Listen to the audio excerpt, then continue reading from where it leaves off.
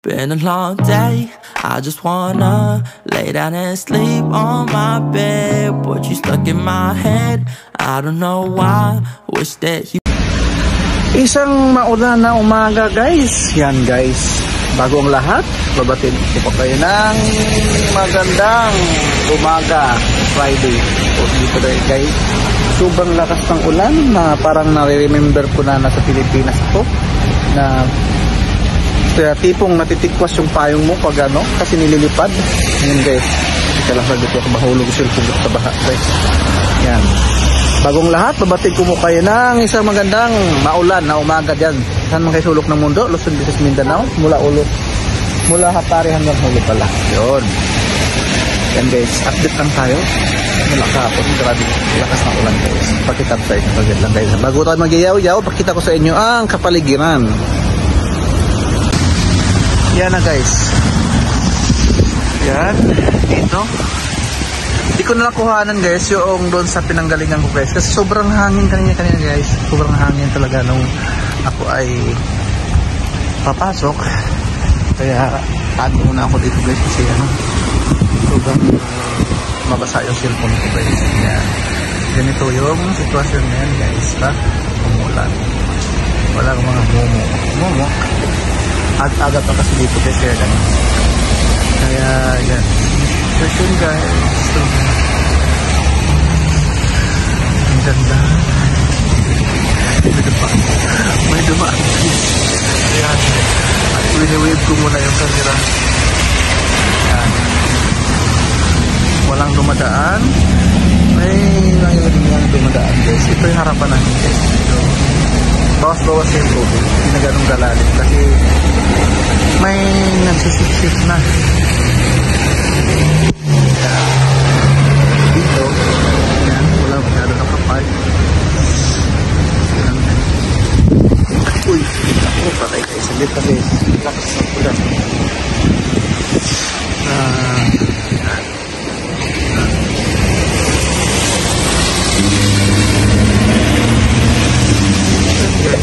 Sobrang lakas ng hangin kanina guys, grabe.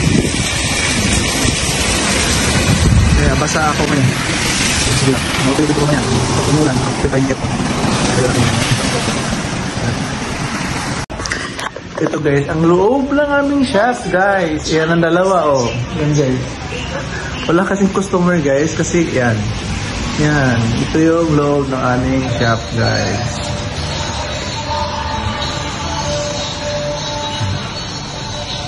Yan, ito yung area ko. Yan, ganyan yung mga items to. Pero ako dito ako natatambay guys, kasi dito ako nagpupwesto guys, kasi walang dumadaan at walang nakikapurso, walang nakikamarites guys pag ako ay nakasalita. Yan guys. Ngayon, habang wala naman akong customer, daldalan muna tayo guys, kasi ano, update tayo sa ngayon sa palapit ng Ramadan guys. At ano naman, kuyat naman to guys, kasi ano, ulit naman natin makatulog nito. Tapos basang-basa pa buko. Magpayong tayo guys para matatapos lang yung ano ko. Yung aking binibidyo guys. Yan, habang ako ay mag-video, papayong ako guys. Gusto lang hindi makikita yung views guys, baliktarin ko na lang, habit lang guys ha. Yan, ito yung sitwasyon ngayon guys. Umambon pa din at walang ano. Ito yung sitwasyon guys, para halimbawa umulan. Ito lang, hanap ko ng katulungan guys. Tapos ko muna cellphone ko dito para habang nag-yaw-yaw ako, makikita niya ako. Kasi kung halimbawa ganito lang, or ganito na lang siguro, makita ko yung sitwasyon dito sa lugar namin dito sa lugar na kung saan ako nag-work.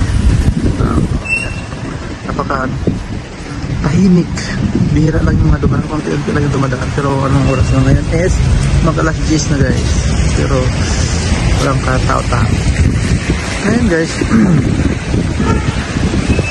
paparating na naman ang Ramadan guys. Buyatan na naman to. Siyempre ang schedule kasi ng pasok namin hindi ko pa na katulad pa rin ng dati na alauna na nakaka-away. Ganito talaga pag Ramadan guys. Kunting tiis na lang talaga guys. Magkita-kita na tayo sana all. Kaya na lang. Paano na naman tayo. Yan. Ito yung kaibigan. Yan. Ito yung magic. Yung shop namin is gilid ng yan. Ito. Parang sa loob ng or mosque.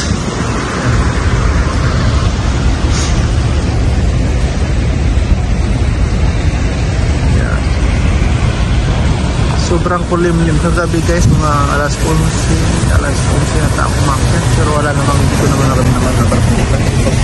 Ising ko yung umaga, akala ko meron lang naliligo kasi parang mayroong nag-shower.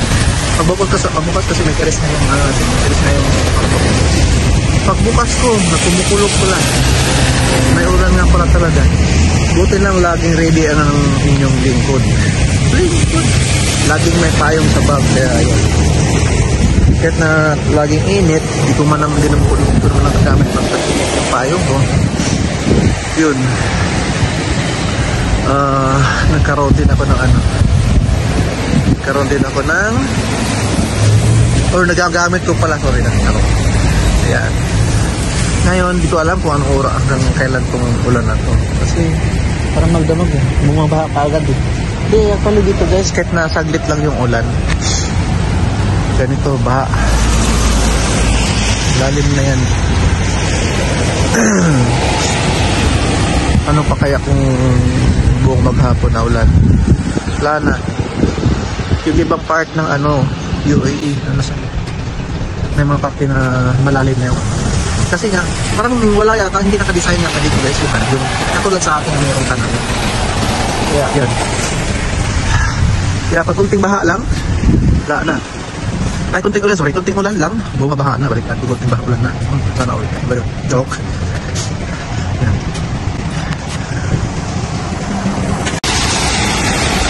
Yan guys, di tayo makabuelo guys ng video guys, kasi hindi ako makalabas. Ulan guys, bugso, saka pag nagpayong naman ako, mahangin. Okay. Mababasa ako, kaya dito muna ako sa pintuan habang nagdadaldal ko sa inyo. Kaya yan, ganito lang po gagawin natin guys. Habang nagdadaldal ako sa dito, pakita ko muna yung view dito sa labas guys. So ano yung ganito sa guys pag halimbawa na pag umuulan, balik po. Wala na akong masasabi guys, inalimutan ko na yung ko dapat sabihin kanina guys na kwento, kaya para lang ituloy ko na lang sa ganitong pamamaraan. Sa pamamaraan, wala kasi akong guys wala sa plano na magbibideo ko dito, kasi lang biglang umulan guys, kaya nagkaroon ako ng pagkakataon na mag-video dito sa or makipagdaldalan habang wala pa akong customer guys. Kaya ganito ang gagawin ko.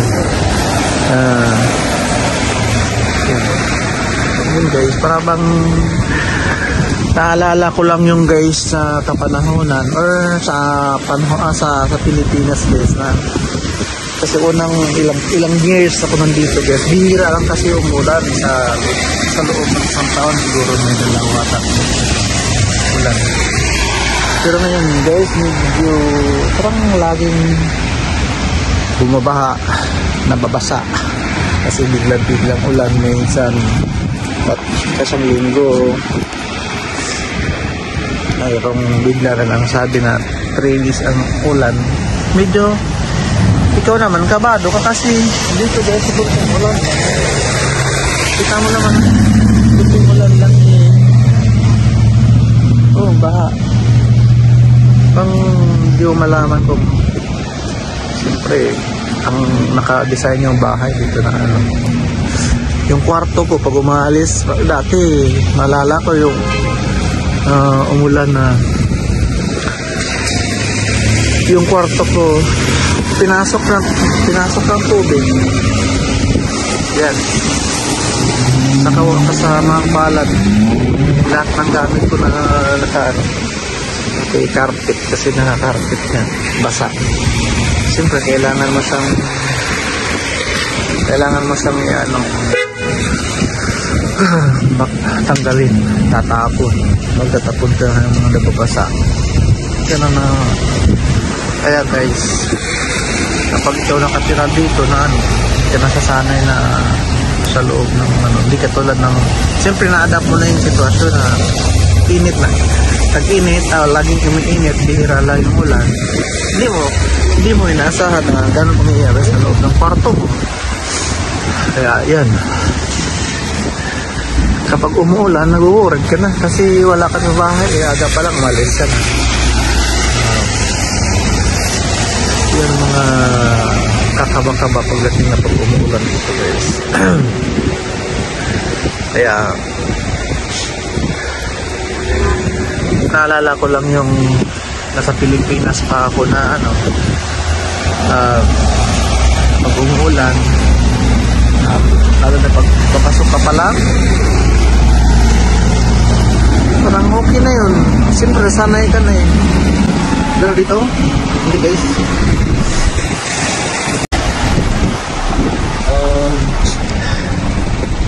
Kailangan magbabaon ka palagi ng kasi yung dito, lalo na ngayon hindi man sa madalas, pero lagi kang handa. Ready ka sa lahat ng mga ba kapag may hira, kailangan ready ka. Kaya parang makulimlim pa rin hanggang ngayon yung guys.